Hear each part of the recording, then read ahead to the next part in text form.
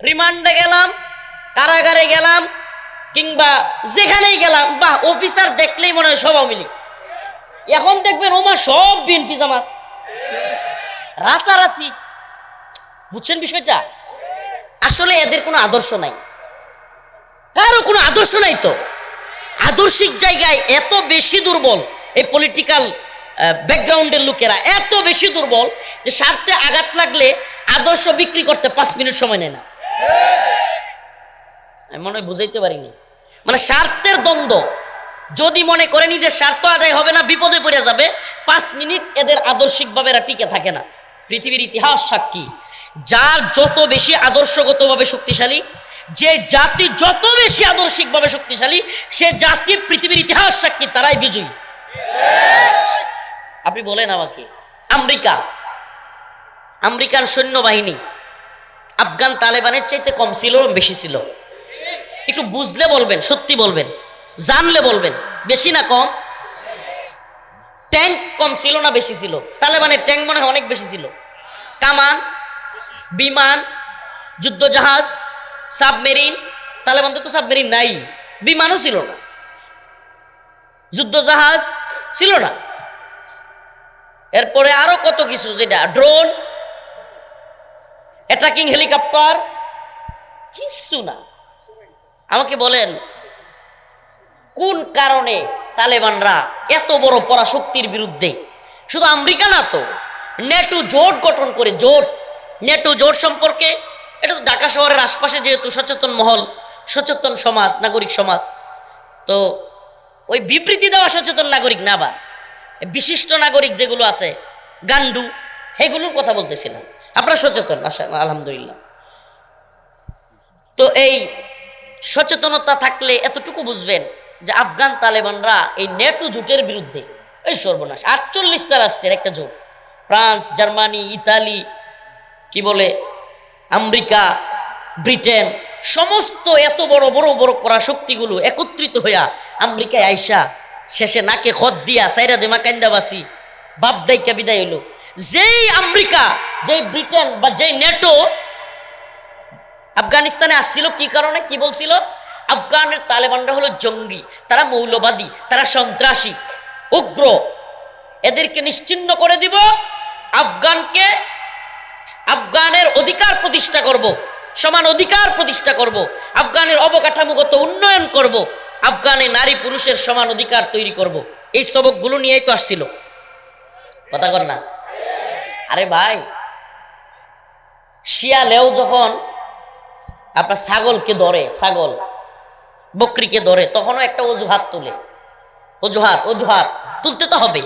আপনার একটা ভুল না দইরা, কথা না বইলে তো গার মটকানো যায় না।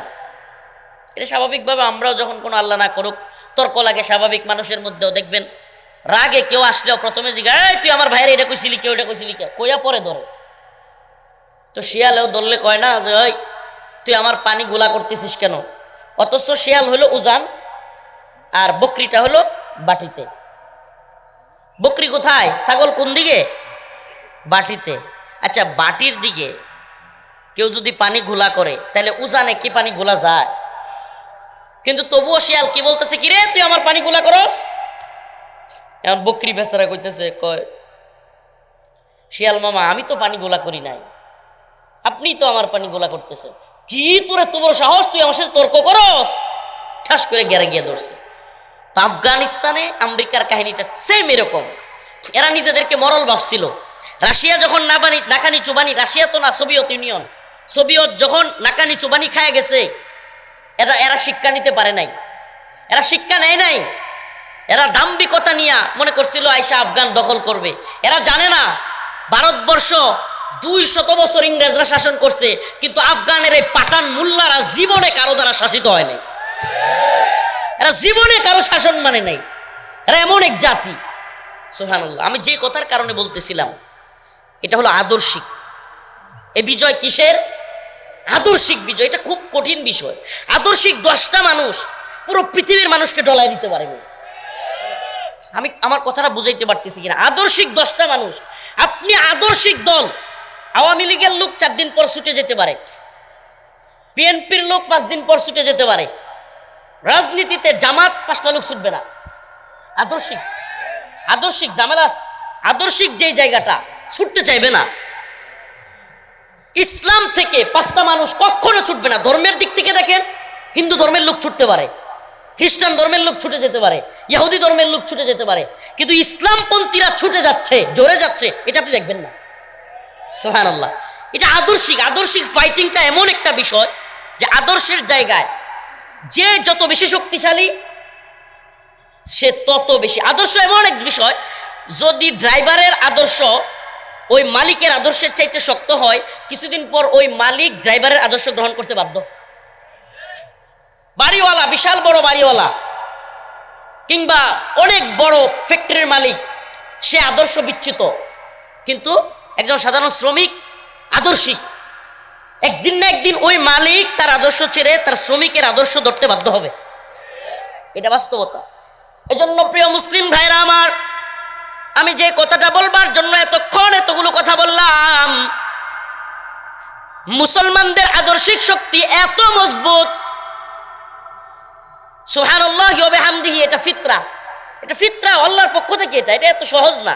এটা যে এই যে এতক্ষণ যত কথা বললাম, রাজনৈতিক কথা হোক কিংবা মেন্টালি কোনো বুঝ হোক, এগুলোর একটাও ওইটার কাছে টিকবে না। সেটা কি? ফিতরা, আল্লাহর পক্ষ থেকে। আল্লাহ পাকের পক্ষ থেকেই মানুষের ভিতরে ঈমানের প্রতি, আল্লাহর প্রতি, ইসলামের প্রতি যোগ তৈরি করে দেওয়া হয়েছে। সুবহানাল্লাহ। যোগ কে তৈরি করে দিছে? তো যে আল্লাহ যোগ তৈরি করে দিছে, সে আল্লাহর পক্ষে যারা লড়বে, এই আল্লাহর পক্ষে যারা যুদ্ধ করবে, দ্বীন ঈমানের পক্ষে যারা যুদ্ধ করবে, তারা কি বাতিল কাফের মুশরিকদের বিরুদ্ধে পরাজিত হবে? হ্যাঁ, কখনো পরাজিত হবে না। এজন্য আফগান জাতি পরাজিত হয় নাই, যুগের পর যুগ। আফগানে 2001 সালে হামলা করার দিন যে ছেলেটা জন্ম নিছে, এই ছেলেটাও যুদ্ধ দেখতে দেখতে যুবক হয়ে গেছে। সুবহানাল্লাহ কন্যা। আফগানে 2001 সালে যেদিন হামলা করছে আফগানে, সেই দিন জন্ম নেওয়া শিশুটাও যুদ্ধ দেখতে দেখতে তার বয়স কত? 20 বছর, 21 বছর চলে। সুবহানাল্লাহ। আপনি কি চিন্তা করতে পারেন? 21 বছর যেই ছেলেটা দেখছে বোমা, 21 বছর যেই ছেলেটা দেখছে গুলি, 21 বছর যেই ছেলেটা দেখছে তার সামনে সমানে মানুষ মারা যাচ্ছে, এই ছেলেটার মানসিকভাবে কত শক্ত হয়েছে? আর আমগর বলাবা না, একটু নখ কাটিগুলো ভাবো গো, নখটা কেটে গেছে গা, মাও কান্দে বাপেও কান্দে। এই যা তিনি করব বিজয়। আমার কথাগুলো বুঝবার চেষ্টা করেন প্রিয় ভাইরা আমার। বিজয়ী জাতি হইতে হলে আদর্শিকভাবে বিজয়ী হইতে হবে। বিজয়ী জাতি হইতে হলে তামান্না রাখতে হবে। বিজয়ী জাতি হইতে হলে পরবর্তী প্রজন্মের জন্য জায়গা তৈরি করে দিতে হবে। পরবর্তী প্রজন্মকে শিক্ষা দিতে হবে। দালালি নয়, বাটপারি নয়, চামচামি নয়, আদর্শিক হতে হবে। ছোট বাচ্চাকে শিক্ষা দিতে হবে, জি ভাই, জি হুজুর, জি আপার টাইম নাই। আদর্শিকভাবে বিজয়ী হতে হলে পুরো পৃথিবীর সমস্ত তাগুতি শক্তিকে, জালিমি শক্তিকে, পুরো সিস্টেমকে ভেঙে চুরে ইসলামকে বিজয়ী করতে হলে আগামী প্রজন্মকেও সেভাবে তৈরি করতে হবে।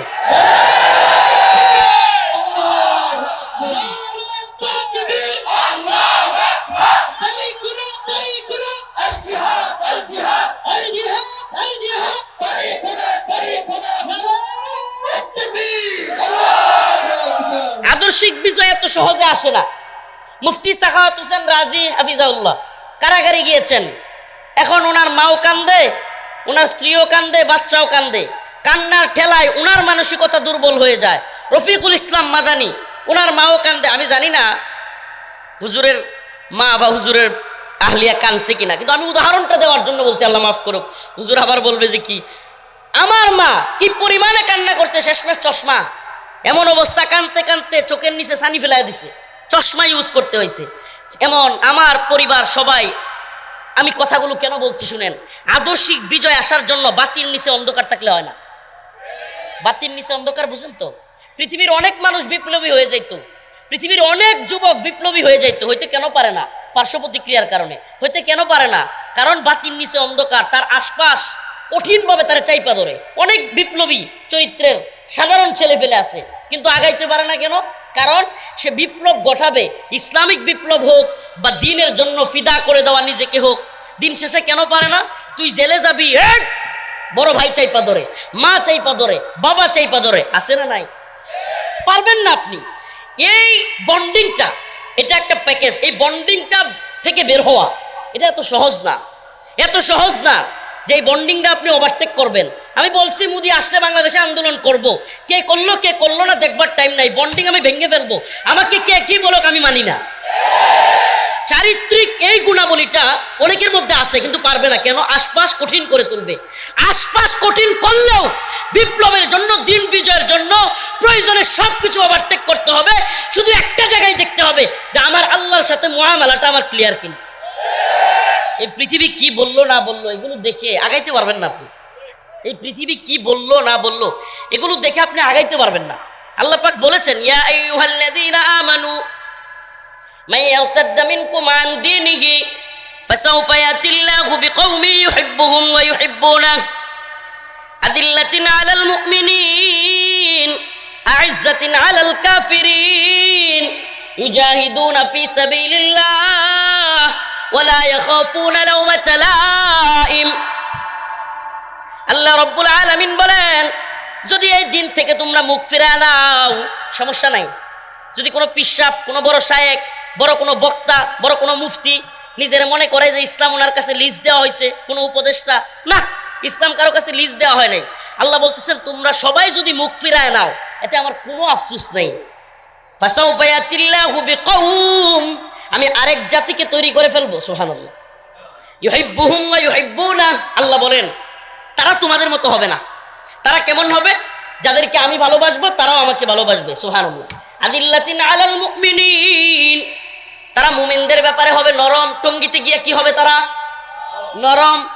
আইজ্জাতিন আলাল কাফিরিন, ভারতের বিরুদ্ধে হবে তারা শক্ত। ভারতের বিরুদ্ধে তারা শক্ত না নরম?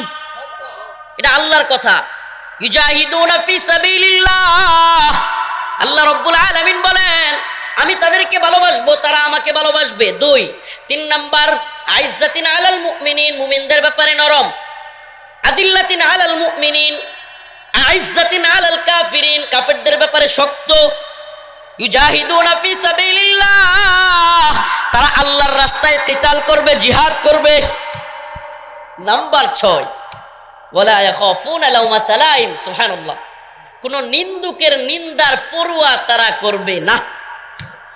এই কাজগুলো করতে গেলে নিন্দুকের নিন্দা, নিন্দুক আপনার ভাই হইতে পারে, নিন্দুক আপনার উস্তাদ হয়ে যেতে পারে, আল্লাহ মাফ করুক, নিন্দুক আপনার উস্তাদ হয়ে যেতে পারে, নিন্দুক আপনার প্রতিবেশী হয়ে যেতে পারে, নিন্দুক আপনার অনেকেই হয়ে যেতে পারে। এতে করে টাইম নাই, আল্লাহর কথা শুনতে হবে। ওয়ালা ইয়াখাফুনা লাওমাতা লাইম, আল্লাহ বলেছেন এই শ্রেণীর লোকেরা, এই গুরাবারা, বাদা আল ইসলাম গরিবান ওয়া সায়াউদু কামা বাদা ফাতুবা লিল গুরাবা।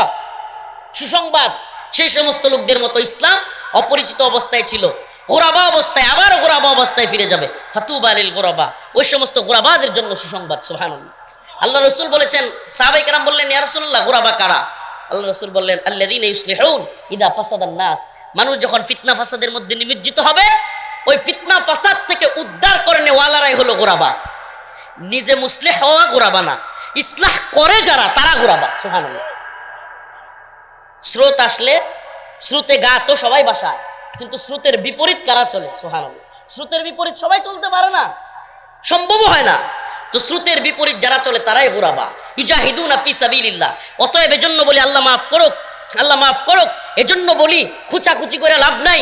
আমাদেরকে খুচায়া কেউ যদি মনে করে আদর্শিক জায়গায় আমরা দুর্বল, তাইলে বলবো ভুল বেটা, পুরো পৃথিবী এক সাইডে চলে যাবে আদর্শিকভাবে দাওয়া ইয়াদা জিহাদের জন্য, কিতালের জন্য, এবং খণ্ডে ইসলামী শরিয়ার জন্য, ভারতের বিরুদ্ধে, হিন্দুত্ববাদী ব্রাহ্মণ্যবাদী তাগুতি শক্তির বিরুদ্ধে ঐক্যবদ্ধ হওয়ার জন্য পৃথিবীর সমস্ত নিন্দুকদেরকে পায়ে ঠেলে দিয়ে হলেও আমরা হিন্দুত্ববাদী আগ্রাসনের বিরুদ্ধে রুখে দাঁড়াবো ইনশাআল্লাহ।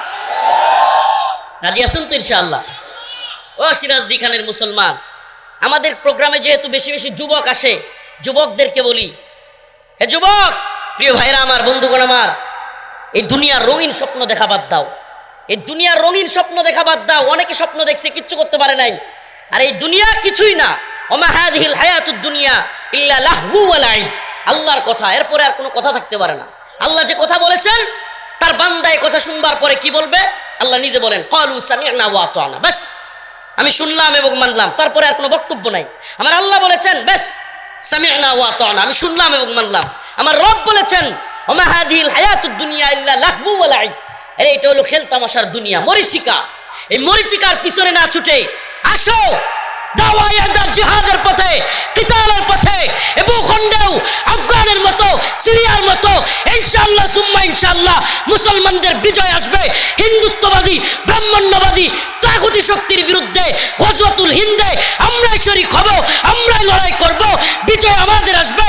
রাসূল বলেছেন ইসাবাতান মিন উম্মতি আহরাজাহুম আল্লাহু মিনান নার, ইসাবাতুন তাগজুল হিন্দা ওয়া ইসাবাতু মা ঈসা ইবনে মারইয়াম। আমার উম্মতের দুইটা দলকে আল্লাহ পাক জাহান্নামের আগুন থেকে মুক্তির ঘোষণা দিয়েছেন। একটা দল হলো ইসাবাতুন তাগজুল হিন্দা, গজওয়াতুল হিন্দের সৈনিকেরা। আমরা গজওয়াতুল হিন্দে শরীক হব ইনশাআল্লাহ বিইذنিল্লাহ। রাসূলের বাণী অনুযায়ী ভারতের দিল্লির মসনদে কালেমার পতাকা উড়াবই এবং দিল্লির ক্ষমতাধরদেরকে টেনে হিচড়ে আকসার দিকে নিয়ে যাব। রাজি আছেন তো ইনশাআল্লাহ? রাজি আছেন তো ইনশাআল্লাহ? শত্রু চিনা, প্রথম থেকে যে কথাটা বলতেছিলাম, আদর্শিক জায়গায় শক্ত হওয়া এবং শত্রুদেরকে চিনা, মিত্রকে চিনা, শত্রুকেও চিনা, শত্রুর প্রকারও বোঝা। শত্রুর প্রকার তিনটা। একটা আপনারা দেখলেই ওয়াহাবি, এই সেই মাযহাবি, গোরামি, মানে যা মন চায় বলে। একটা বলে কি বলে না। আবার পেট্রো ডলারদের বিরুদ্ধে, মোহাম্মদ বিন সালমানের বিরুদ্ধে এদের কোনো বক্তব্য পাবেন না। বিভিন্ন, আমি দলাদলি যাচ্ছি না, কিন্তু এদের বক্তব্য পাবেন না। এদের কথায় এখনই কান দেওয়া যাবে না। এরা বকাঝকা করবে, কথাবার্তা। কিছু আছে আপনারা হাত পা ভেঙে দিবে, ভেঙে দিছেও, আমাদের ভাইদেরকে মারছেও। কিছু আছে আপনাকে ধ্বংস করতে চাইবে, আপনার ইসলামকে ধ্বংস করে দিতে চাইবে। আমাদের মূল শক্তিটা, আমাদের মেধা, আমাদের শ্রম, আমাদের গাম সব ব্যয় হবে ওদের বিরুদ্ধে। ওদের বিরুদ্ধে আমাদের মূল ফোকাসটা যদি আমরা ওদিকে রাখতে পারি। আমেরিকার রেন্ট কর্পোরেশন নামে বিরাট বড় একটা সংস্থা, রেন্ট কর্পোরেশনের বক্তব্য ছিল এটা যে মুসলিমদেরকে আদর্শিকভাবে যুদ্ধ করে পরাজিত করা সম্ভব না। অতএব কি করতে হবে? মুসলিমদের মধ্যে নিজেদের দলাদলি শুরু করাই দিতে হবে। এই দলাদলি যদি আমরা করাই দিতে পারি, মুসলিমরা এমনিতেই পরাজিত থাকবে। এটাই করা হচ্ছে, বারবার বারবার আমরা দেখতেছি সেই চালাকিটাই অ্যাপ্লাই করা হচ্ছে। প্রিয় ভাইরা আমার, বন্ধুগণ আমার, অবশ্যই অবশ্যই আমাদেরকে আদর্শিকভাবে শক্ত হতে হবে। লাতাজিদান্না আশাদ্দান নাস আদাওয়াতাল লিল্লাযিনা আমানুল ইয়াহুদ ওয়াল্লাযিনা আশরাকু। আল্লাহ পাক যেহেতু বলেছেন আমাদের সবচাইতে কঠিন শত্রু হলো ইহুদি এবং মুশরিকরা। কারা? দেখেন না আল্লাহর বক্তব্যের সাথে মিলান। সুবহানাল্লাহ। আল্লাহ 1500 বছর আগে বলেছেন গোটা পৃথিবীতে এক শতাব্দী ধরে, বিগত শতাব্দী ধরে যে দুইটা জায়গায় সবচেয়ে বেশি নির্যাতন হচ্ছে, একটা ফিলিস্তিন আর একটা কাশ্মীর। দুইটা জায়গায়, একটাতে হলো মুশরিক আর একটাতে হলো ইহুদি। ঠিক কি ঠিক না? আল্লাহ পাক আমাদেরকে ইহুদি এবং মুশরিকদের বিরুদ্ধে ঐক্যবদ্ধভাবে শক্তিশালী হওয়ার তৌফিক দান করুন। প্রিয় মুসলিম যুবক ভাইরা, আখিরি পয়গাম তোমাদের কাছে, চিৎকার করে নয়, আস্তে বলি। আখিরি পয়গাম, যেইভাবে স্বাভাবিকভাবে চিন্তা করতেছেন এই স্বাভাবিক পরিস্থিতিতে থাকবে না, আল্লাহ না করুক। পরিস্থিতি অস্বাভাবিক যে কোনো মুহূর্তে হয়ে যেতে পারে। হিন্দুত্ববাদীদের ষড়যন্ত্র থেমে নেই। এই ষড়যন্ত্র এত ভয়ানক, ভয়ঙ্কর, যে ষড়যন্ত্রে যে কোনো মুহূর্তে মুসলিমদের উপর কাশ্মীরের মতো, ফিলিস্তিনের মতো মেসাকার আসতে পারে। এজন্য বলি, ইমান, হিম্মত এবং শারীরিক ফিটনেস সব কিছু আমাদের দরকার হবে। নিজেদের শক্তিটা নিজেদের পিছনে ব্যয় না করে ওই শক্তির বিরুদ্ধে ব্যয় করার তৌফিক, হিম্মত আল্লাহ দান করুক।